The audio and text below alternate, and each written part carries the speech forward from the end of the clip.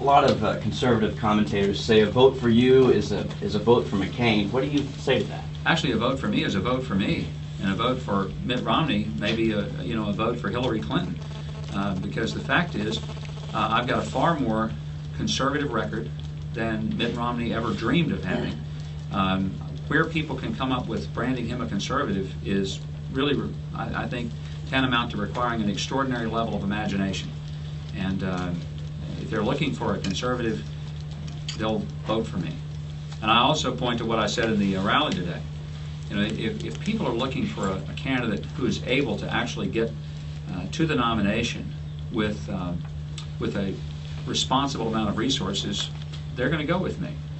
If you look at how much money Mitt Romney had to spend to come in second place in New Hampshire, second place in Florida, how much he had to win in the state where he grew up and graduated from high school. You know, we've seen some of the money that he spent. We don't even know how much he spent in January when all these contests were here. All we know is through December, and it's a staggering amount of money. And I go back to the point that if you're an MBA and running Bain Capital, and you've got that much investment in something that isn't giving you the return, I know what he did when he ran companies like that. He broke them apart and turned people loose and fired them and sold off the companies.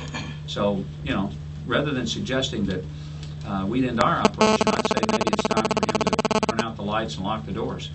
Kevin? Also said he's going to come out and vote for Governor Romney. Mm-hmm. Sir, why do these conservative leaders almost, why are they going to Governor Romney's camp and not yours and not Senator McCain's?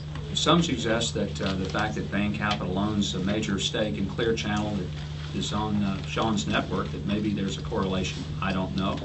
I can tell you this much, that Duncan Hunter is probably as conservative, if not the single most conservative person that I'm familiar with who actually ran for the presidency, who understands the issues and who understands the other candidates better than people who observe from a distance and who read campaign material. Duncan Hunter endorsed me. And nobody questions Duncan Hunter's authenticity as a conservative. You know, people can choose who they want to. They do it for various reasons. And, you know, I can't answer why.